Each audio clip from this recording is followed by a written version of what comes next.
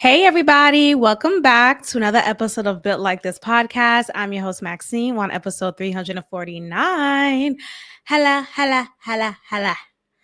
Before we get into anything, can I just say this? Enough with Cynthia Erivo. Is that how you say her last name? No, sorry, Erivo. That's her last name. Totally butcher that. Cynthia Erivo. I'm sick of her and her weird ass face. I'm sick of her looking like a witch for real. Is that anti-black? I'm sorry. I'm sick of her for many reasons. One, the excessive wicked commercials. Every 2 minutes, I'm hearing the soundtrack. I'm seeing her face. Then I'm seeing her on my timeline on X. I'm just tired of her. I find her very unnerving. Something about her face just makes me it makes me unsettled. Makes me unsettled for real. Come to find out, I'm remembering past remarks she has flippantly said in a disparaging way against Black Americans. And for those who don't know, she is from the UK. She's from the UK. that was kind of good. Shout out to me. No, well, she's from the UK, and she is in these roles in which she's not necessarily a British person, and that's pretty common to say the least. A lot of Black people from the UK are usurping roles that are of Black American character and Black American dialect, such as the guy from, oh my gosh, what's that Hulu show with that guy? Snowfall, that guy. If you didn't know anything, if you thought that he was like straight from Compton type of Black guy, I wouldn't even hold it against you because his acting is so well done. But he is from the UK as well. What's his name? Snowfall guy, Snowfall character. Damson Idris and Idris Elba, right? The list goes on. There are a lot of Black people, and they're aesthetically Black, but they take on roles that are not for them, if that makes sense, or whatnot. So there's a lot of tension from that. People feel like Cynthia is not deserving of these Black American roles, primarily because of her disregard or disdain towards Black American culture. People were pulling up previous tweets that she had from 2013. It was around the time when she took on the role of Harriet Tubman. Mind you, I never watched that movie because it was around that time when I just had enough of the constant Black downfall and, woe is me type of movie. I feel like those movies, though, of course, yes, Harriet Tubman, she's the civil rights movement leader. All of that is very much true. Well, before civil rights was civil rights, but back in the day. But the point is, I think there's a certain tone that happens with these movies because they put this just negative, if I could say that, negative mindset or outlook upon Black America, Black Americans. And I just find it to be it's just heavy. It's a heavy type of content. Same with like the Menendez, look, I love a good crime dog, but sometimes you just have to take a break. So with these slave movies and these my parents molested me movies, I just it's like at this point, let me just watch Emily in Paris. Like I can't. It's too much. Anyway, Cynthia Erivo, she had the role of Harriet Tubman in the movie Harriet that was released in 2019. Actually, I thought I said 2013, 2019, and people pulled up tweets that she had from 2013, and we're gonna go ahead and break some of these tweets down, okay? Because some of these tweets are very uncomfortable, to say the least. Very uncomfortable, and it really speaks to the lack of education. So let me share my screen real quick for y'all to see. Make sure you are subscribed to the YouTube channel and you are watching me on YouTube. So as we can see here, she initially tweeted, I suppose I should really make an attempt to record Signal properly. And I don't know what is that in reference to, so we'll move on. Someone responded and said, or attempt to sing to me daily. And I guess this person here is trying to be funny. Maybe he really likes her voice. And we're going to talk about her voice too. So she responds to this random guy and she says, in parentheses, ghetto American accent, close parentheses, baby, you know I got you. I'ma sing it to you, but I still gotta do what I gotta do. You feel me? Hashtag scene. What was that? I say Cynthia Erivo. What was that? She tweeted this at 5:10 in the morning, January 26, 2013. What was this? So that's one. And of course, immediately she got a lot of backlash. And when she took on the role of Harriet, who's a Black American woman, people recollected or just brought back to surface this just ignorant racist. I know people don't like to say Black people can't be racist. So, or Black people can't be racist. People don't like to say that. So, prejudice tweet here. And I don't know if she ever responded to it, but what I'm showing you right now are some examples of articles from reputable magazines that have called her out and just put her on blast for these wicked tweets. Now, I think she's a good actress as far as from what I'm familiar with. I remember this show called Outsiders.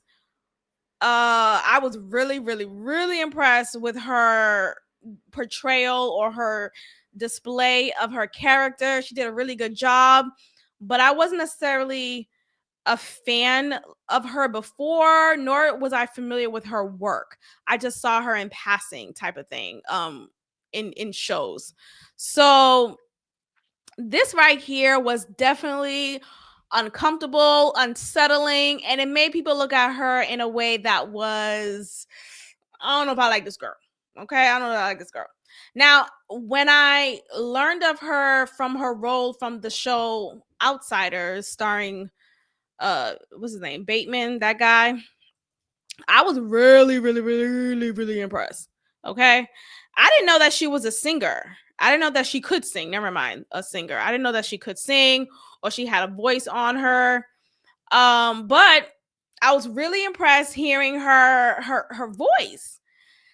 But here's the thing: there's a difference between singing with soul and being and knowing how to sing technically.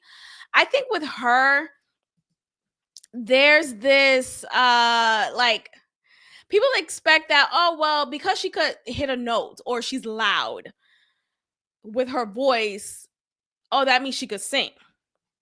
But that's not really how I see her talent. I'm not trying to deny that she has talent, but I don't feel like her voice is all that big of a deal. Let me go ahead and show you guys an example. All right, so let's go ahead and take a listen to this clip here that's been going viral. We see Cynthia is wearing black, and those around her are wearing black as well. Looks like they're in a choir uniform, and Cynthia may have ran into them in a hallway. Like, what? It's such a random performance, and it's being captured on video. There are some mics being moved. I'm gonna go ahead and play the clip now. Okay, so let's take a listen.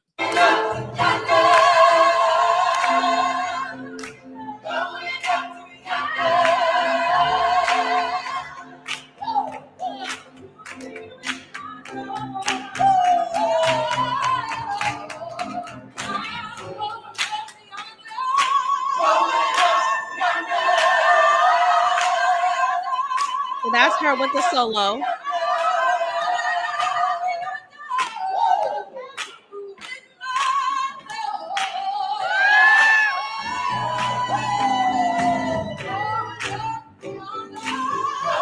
I mean,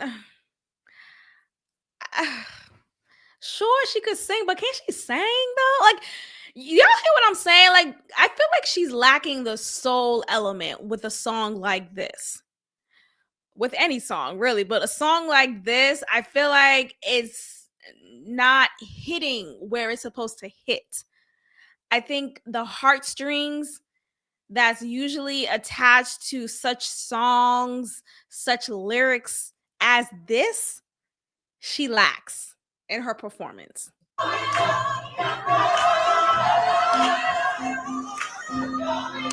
I think sometimes we get caught up in, oh wow, you could hold a note.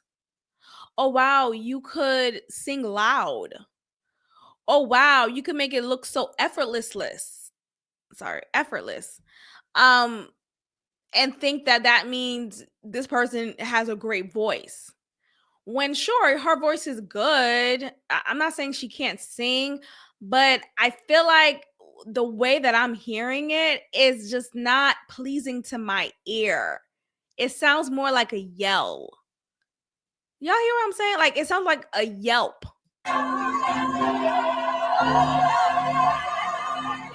Sometimes Jennifer Hudson does the same thing to me as well. To me directly, to me personally, to Maxine. No, but that ass. Sometimes with Jennifer Hudson, like, there's something about their voices where, okay, sure, you could hold a note, sure, you could catch that melody, but you sound annoying. You sound like I just want you to stop. I just want you to stop. And that commercial of her singing, let's see if I could. Can I even play that commercial? Well, y'all know what I'm talking about, right?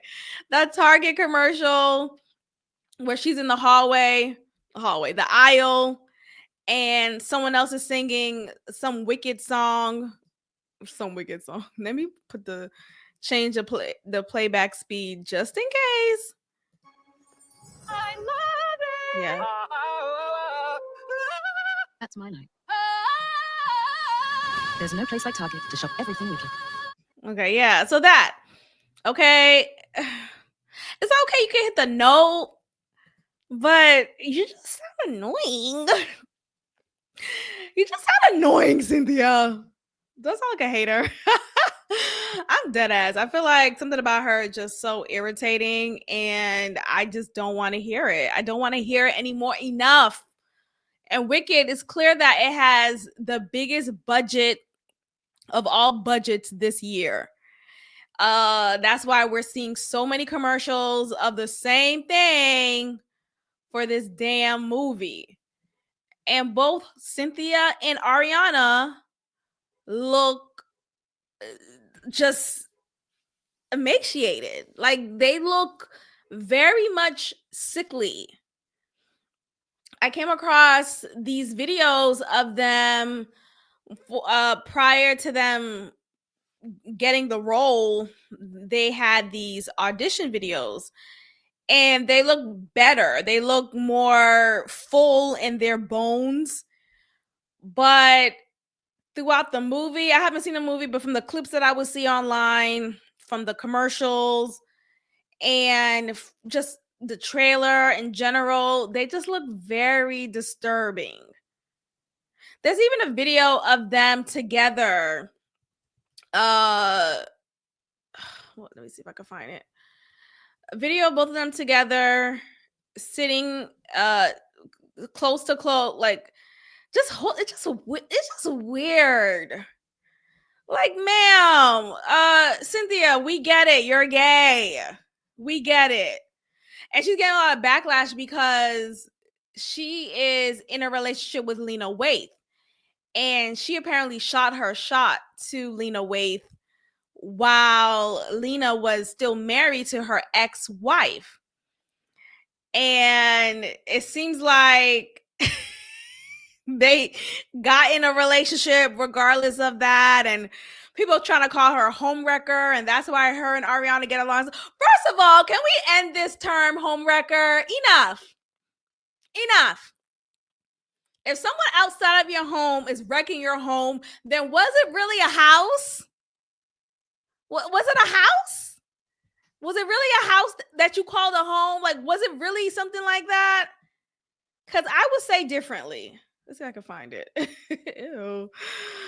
Yeah, right. That's exactly how Ariana and Cynthia look. Like, why y'all so fucking close?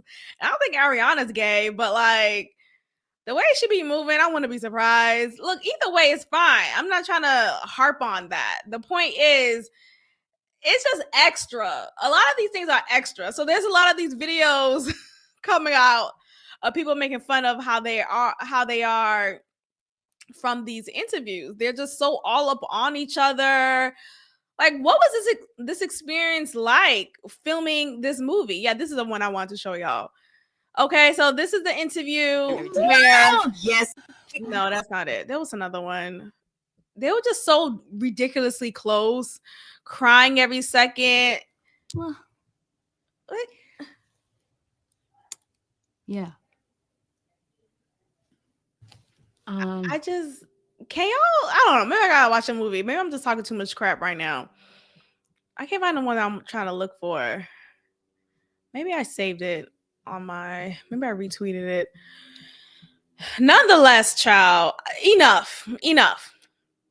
Okay, so anyway, yeah, Cynthia is getting backlash for being quote unquote homewrecker, and like I say, if someone outside your home is wrecking your home, then you didn't have a house. Okay, you didn't have a place to live. You didn't have a residence. You like cut it out. Take some responsibility. Take some responsibility. And then can we also talk about excuse me, a lot of these LGBTQ plus IA communities and relationships, they have understand. So what I'm saying is people are trying to apply these hetero normative values on marriages between lesbian couples or gay couples and fail to recognize the nuance in every relationship, especially with those in that community. Not to say everyone, but a lot of times they are more open into having multiple partners, into having intimate partners, into just having an open relationship. So this idea of, oh, Cynthia broke their home, or wrecked that home and wrecked that marriage. No, the marriage is already available for her to be a part of. So please, if Lena saw fit to leave her wife for Cynthia, then hey, more power to you. We don't own anybody. Can we cut that out? Regardless of what status you're in, whether it's in a relationship or within a marriage, we don't own anybody. You have to let people love who they want to love. Okay. And if they decide, hey, I want to see out of this relationship, I want to see out of this marriage, and develop something further with this other person I've been seeing anyway, so be it. Cut it out. Like, cut it out. This idea of just like, oh, wreck it out. I'm buying. All right, let's move on. Okay, so Hunter Biden is free.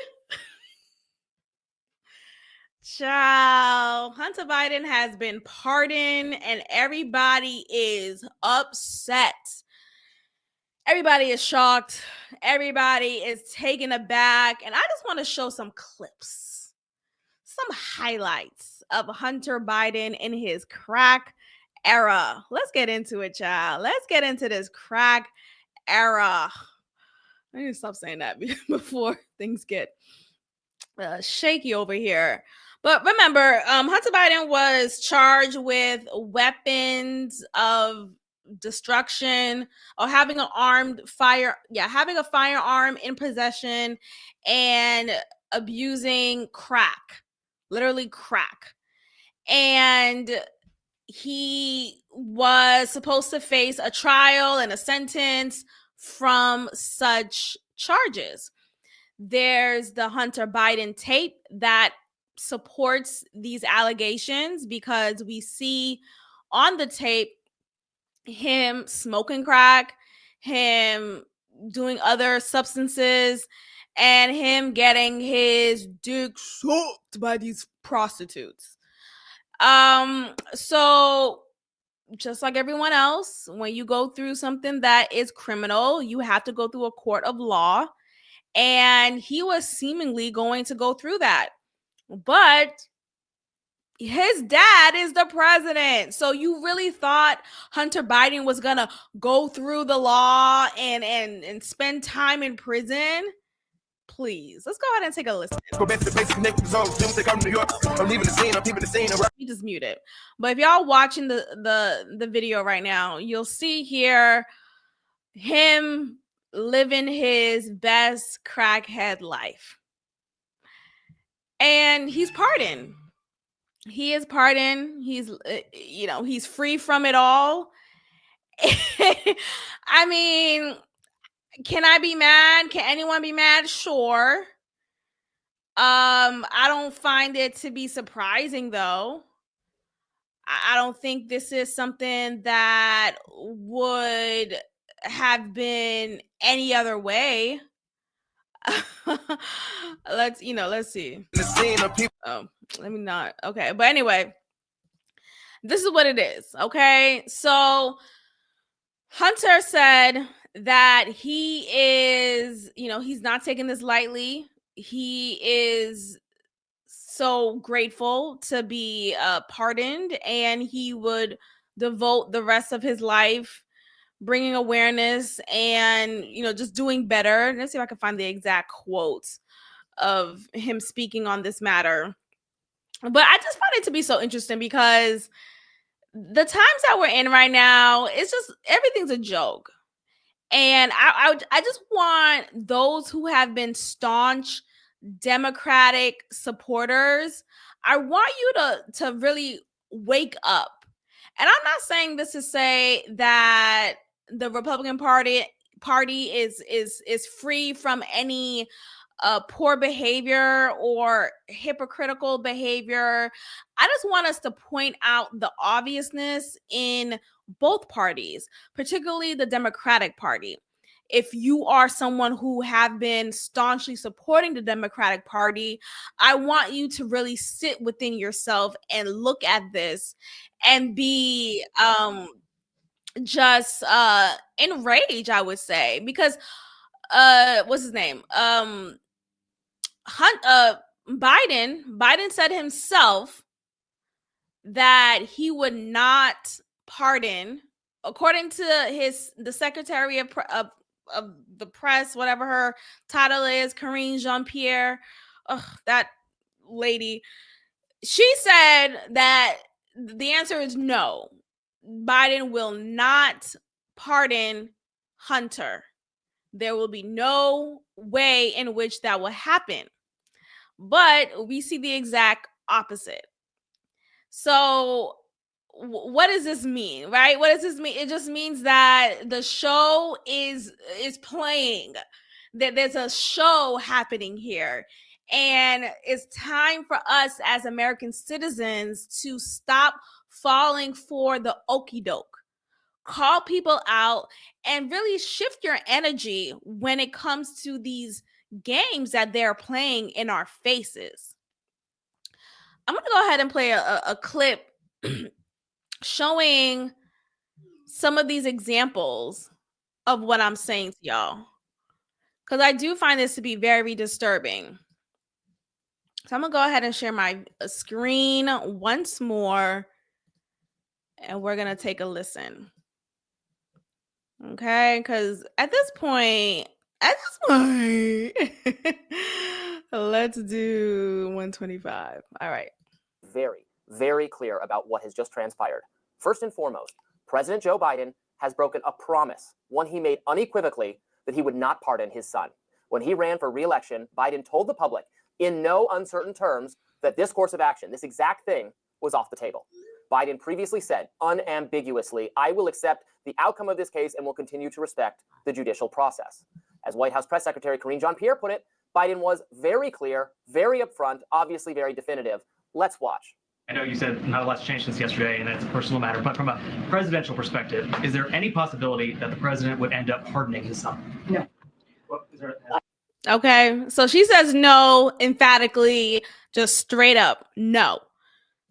I just said no. I just answered. Go ahead. And what I find to be so rude is just her disposition and the way that she responds to any type of questions when it comes to Joe Biden, when it comes to the administration that she's a part of, when it comes to anything. And maybe that's just her role and her duty to fulfill. Maybe that's a part of her responsibility within this position that she has. But I'm still sick of it, though. Like, first of all, why do you have to be rude? Why are you being so rude right now? I want you to clarify when you say no, because you're saying no right now, but we see here, I don't know when this announcement happened and how soon in relation to when Hunter was pardoned, but clearly this was a lie. Go ahead. Well, so much for that. Now, okay, yeah, so much for that. It's just very much ridiculous. Hunter Biden, he was facing prison time for tax crimes and lying on a federal firearms form. expected to serve just 16 months or less, maybe no jail time. Okay, so he was expected to serve about 16 months, and clearly that did not happen. The Hunter Biden laptop was another factor in this, in which it included information that was confidential. Let's see. President Biden's son arranged for a top executive at a Ukrainian energy firm to meet with the then vice president when he was in charge of U.S. policy. All this is the conflict of information, conflict of duty. See if I can find the statement that Hunter says. But yeah, so this is just an example of just having your daddy for president. That's it. Having your daddy for president. This is what happens. You have no way of being held accountable for your behavior, for your poor behavior, and crack wins. I mean, that's about the end of it. I want to find, let's see, Hunter Biden's response to being pardoned. I don't know why I can't find it. Oh, so annoying. But yes, anyway, yeah, this is all to say everyone lies. Everyone lies. These politicians, regardless of party, they're liars. So let's cut it out with this. He's a good man. He's a good man, Savannah. No, this is a liar. Okay. I want to get into the topic that we talked about in a few episodes ago regarding the new trophy wife. At this point, this is why you shouldn't believe all women. This is why you should not believe all women. Okay, just to recap. The trophy wife, the new trophy wife, I should say, actually. That's her name. That's her brand name on YouTube, and I think probably TikTok also. Her video went viral when she decided to share with the public that she married a monster. At this point, this video is 2 weeks old, and it has 2.4 million views. 2.4 million views.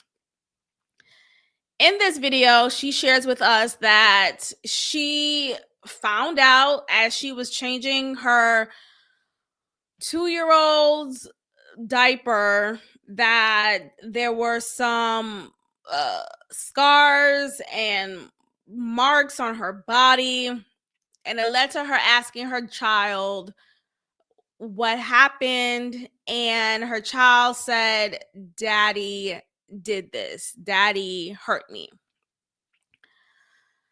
Her child is, again, 2 years old.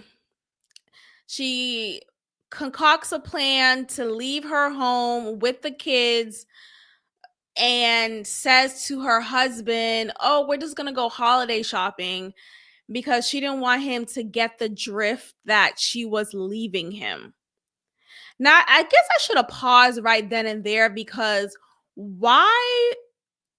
What is this secret plan that you feel you had to make? You know, like, I don't know, maybe I'm reaching with that part, maybe, but I wonder what would have been a big deal had you taken the kids all with you to go grocery shopping or to do X, Y, and Z. Anyway, she said that she had to think of a plan, of an excuse to say, "Oh yeah, all the kids are coming with me," because she has 5 kids.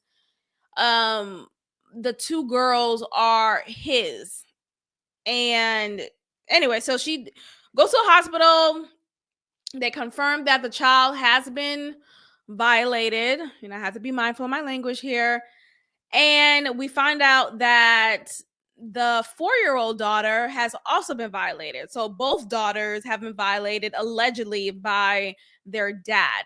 Now, I'm saying allegedly because I did not say allegedly then, and I should have.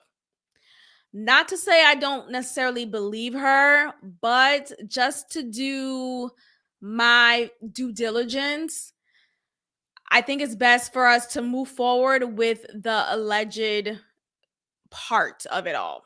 Because again, we don't know what happened. If this did happen, as she said, then this is very disturbing. Nonetheless, there are some questions that need to be answered. Meaning, why did you marry this monster, right? Like, why did you? Because like I said before, she married him after a few weeks, I think just a week of them conversing. She said, because a lot of people gave her backlash for it, so she tried to say, "Oh, well, I knew him for 6 months." I think 6 months is still too short of a time to marry someone who has no children of his own, who you was going to be with your, like, it's just, you don't know this guy. They met through an online app. I believe it was eHarmony. And she thought it was within her wisdom to ask him for his hand of marriage. Like, literally, she proposed to him, she says. So all in all, I say this to say she was just moving foolishly throughout this time. She also moved in a desperate fashion because prior to her being with him, she was in a rough spot. She was with the man, they broke up, and she's leaving his place, or she's about to leave his place, but she didn't have another home lined up. She didn't have anywhere else to go.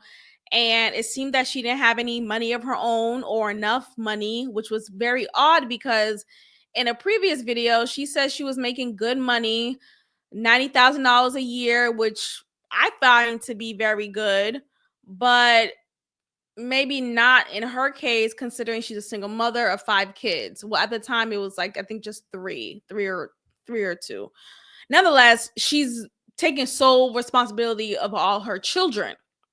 So maybe that's not the best amount that she could make do with. Anyway, so she was conversing with him already via the dating app, and he said, oh, she asked him if it's okay for her to stay at his place for 2 weeks max so she could get herself together, which, you know, that never happens, right? 2 weeks, especially, that typically it extends. He said, the only condition in which you could live with me is if you become my wife. She thought that was cute. I would have been like, women's shelter it is. Like, what? How are you putting me in this tough position to be your wife because I am now in between homes? Like, this is not romantic. This is not how I would want our origin story to begin. She took it upon herself to see it as a flirtatious and romantic gesture or thing to say, and decided to find a wedding ring for him and purchase one. She said it was about, just $300. And she said she was always bad with money. She's like, I'm not good with money, so I got you a ring. And she says it in a way that's like, girl, another example of her being foolish. It's one thing to be not good with money and be like, oh man, I made a silly mistake. Oh man, but girl, that's a big ass. I mean, $300 in retrospect, it's not that big of a deal, but still, the intent behind it is a big deal. So he was taken aback a little because he didn't expect for her to purchase a ring. When she said, oh, seems like you're not really interested or you wasn't really serious, because apparently on the dating app, he updated his profile pic, but clearly that wasn't enough for her to fall back. So once he heard her say, oh, well, it seems like you're not serious, he suddenly was like, oh, no, I am serious. I'm serious. We're going to get married. And within that following weekend, y'all, they got married. They went to the courthouse and got married. Like, just like that. So, and again, I'm big on, when you don't have to wait a certain amount of time to be in a relationship with someone. Like, I'm big on that. I totally agree with that. But I don't agree with her doing that. And why? Because kids are involved. Why? Because she was moving out of desperation, not out of, I genuinely like this man. I genuinely love this man. We've built a rapport. We've built a strong bond. I know him inside, not out of those elements. Instead, it's out of, look, I have 2 weeks to figure out my living situation. I have 3 kids. I have 4 kids. I have 5 kids. Look, I need to find somewhere to live. So if I have to become your wife to live in a house, I'll become that wife. So that's what's happening here. So that is why I think she should be ashamed of herself. Absolutely. And now hearing the story of, oh, well, she married this monster and he allegedly did these things to their daughters. Very disturbing story. But as more videos came out, it looks like it's a matter of domestic violence. It looks like they have had, not even looks like, there are videos in which people have reacted to this story and they have done some further investigation, and we find out that there's a history of them in the courts with legal documents against each other. These documents include restraining order, just a filing of domestic violence, just enough for me to realize, oh, this home is messy. this abuse didn't just happen out of thin air, this alleged abuse, but this home is messy. And it's giving me the impression that they were already in battle in their filing of divorce, in their separation, what looks to be something of that sort. So to make her case better for herself and worse for him, I'm going to film this video, put it on YouTube, and say, this man that I married, this monster that I married, did this to our daughters. He's disgusting. This is why you should give me all of his money. The court should give me all of his money. This is why he should have no custody over our children, X, Y, and Z. That's what I believe to be the true motive behind her video, behind her telling us this disturbing alleged revelation. Now, this is again me and my opinion. I could be wrong, but something about this doesn't smell good. Smells a bit funky. And I think ultimately what we all could take away from this is don't move out of desperation. Don't be in relationship with people out of desperation, especially if kids are involved.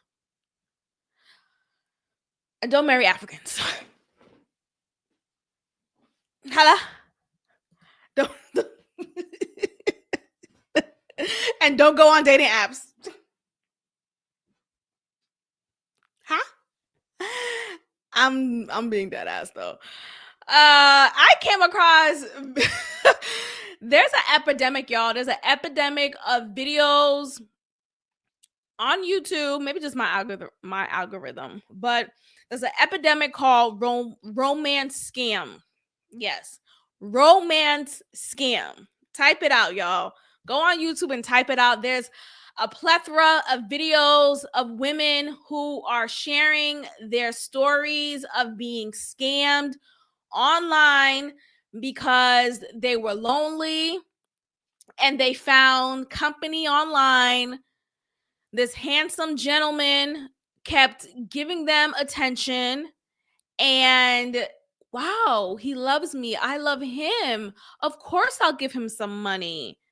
Of course, I trust what he's saying, even though I haven't met him in person, even though we haven't FaceTime, even though I really don't know who he is, but I love him though. And it's called the romance scam epidemic. It truly is an epidemic. There are people from Nigeria, from western parts of Africa. This is not to be racist, but statistically, they're coming from those areas. And this documentary that I watched on CBS News, y'all, a credible source, so credible enough, I guess. But there's documentary after documentary of women, older women, getting scammed. Women who feel like they are nothing if they don't get married. Women who feel like they're of a certain age and they need company at whatever point, at whatever condition. And this is what they get.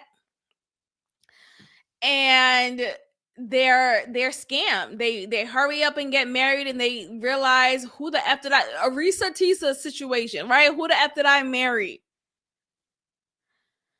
All in all, don't go online. Stop looking for love online. I just don't trust it. I know there are some great stories that it worked out in your favor, but your safety is more important. And I think nothing beats meeting someone in person, the chemistry that you recognize in the moment, like, oh, he's looking at me, or he the way he gently stroked my pinky, like little things like that you don't get from an emoji. Nigga, come over. Come over. Here's my address. What are we talking about? So yeah, that's the update on that. It looks like some domestic mess, and not all is as it seems. All right. Alrighty, Drake decided to speak up and say, Look, I'm sick of y'all. I'm suing all of y'all. I'm sick of y'all. I'm suing all of y'all.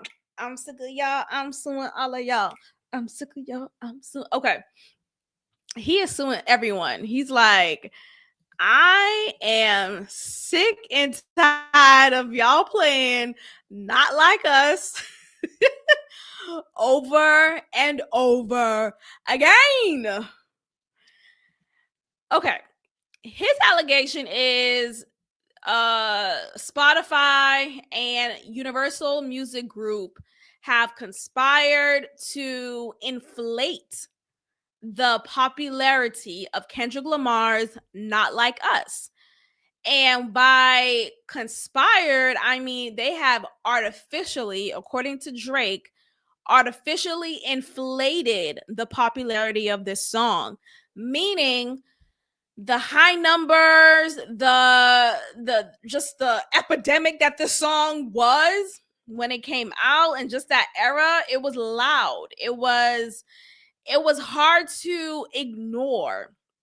Drake is claiming that was a lie, that the numbers aren't really as of a big deal as it was presented, and bots are behind it. Bots are behind it. Now, he's also claiming that there was an illegal scheme, like I said, involving bots as well as payola. And payola is basically whenever someone is playing a particular song, that someone gets paid for that song being played, and they continue to get paid for that song being played. So Drake is making the claim that people are playing this song over and over again because they're getting paid for it, and it's just inauthentic. He's also saying that other methods were used to boost the numbers for this song, and he finds this to be just defamatory because this song alluded to, not even alluded, but downright said that Drake was a pedophile, if you know what I mean. And it amplified the already fiery dispute between the two artists. Now, look, a lot of people are calling Drake, oh, he's acting white for doing this, or he's acting like a Karen, and da da da. I don't know. I'm kind of not mad at Drake doing this. I'm kind of not mad at him for doing this. I feel like you gotta fight however you want to fight. People fight dirty, and this is his way of fighting dirty. Like, I would rather you go through the courts and the legal system than shoot anyone and kill some. I would rather this outcome than a Tupac and Biggie outcome. I feel like this is the safer route. I really do. And if this is an opportunity to really expose the music industry and put on front street how manipulative the numbers are when it comes to what song reaches number one and what album reaches number one, I think this is necessary. Sure, it makes Drake look like a sore loser, but I think this is a conversation that could be had, really, and could really point out that the industry that we're in, they will purposely present certain songs or certain artists in a manner to make it seem like this is the hottest stuff right now. This is the hot guy right here. And Drake seems to not be playing ball anymore, because at one point Drake was that hot guy. Drake was the one who was continuously put in our faces time and time again. Every summer he had it on lock. He had a great hit after hit after hit after hit. But that time has come and gone. Drake has reached his peak. And I think now that he's at his level where he has all the money that he has, I'm assuming he does. Let's say he is just well resourced. He feels like I could do whatever the fuck I want to do, and I want to call out the ways of this industry and point out the hypocrisy or point out just foul play. And if this means looking like a sore loser, then damn it, he's a sore loser. But let's be honest here. Yes, the song was catchy. Yes, the song is catchy. It's very catchy. But because we live in a time in which bots are everywhere, you know, we have Alexa, we have Siri, we have Gemini. Gemini's another one. I saw a commercial of a new Siri called Gemini. Like, this is just a thing of normalcy now. And we're hearing of Elon Musk having these humanoids. This is just a thing that we're seeing more and more of. Why wouldn't we expect this to infiltrate the numbers in the music industry? I wouldn't be too surprised. So let's call that out. And let's really speak on that. And let's create policies or systems in place to ensure that numbers are truly authentic and not just expect it to be when we are living in a day and age in which robots are of the norm more and more. So look, I'm not mad at Drake fighting the way that he's fighting. Yeah, he's been a quote unquote sore loser. I think maybe had he laughed it off or maybe find a way to respond in a way that's like, okay, y'all got me, y'all won, y'all got that, and still say, I'm still suing y'all asses, right? I find that to be, I would have found that to be even better, right? But either way, he's a sore loser. That is true. And this is a case that needs to be had. I think this is necessary. So may the best rapper win.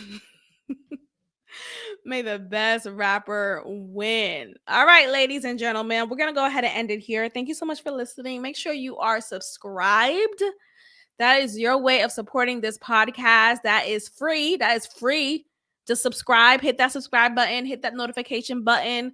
I just released recently my review of the latest episode of Married at First Sight, episode 6. And if you are interested in that type of content, that is just another element of this podcast that is only going to be on YouTube. So look forward to that on YouTube. Anyway, just make sure you are subscribed to this channel. Follow me on Instagram at Built Like This Pod. If you are interested in Patreon, I have a Patreon, and I hope that you will subscribe. What else? Tell a friend, share this podcast with your neighbor, and leave a positive review. I would really appreciate that. And I'm going to go ahead and end it here. Thank you guys so much. Goodbye. Bye.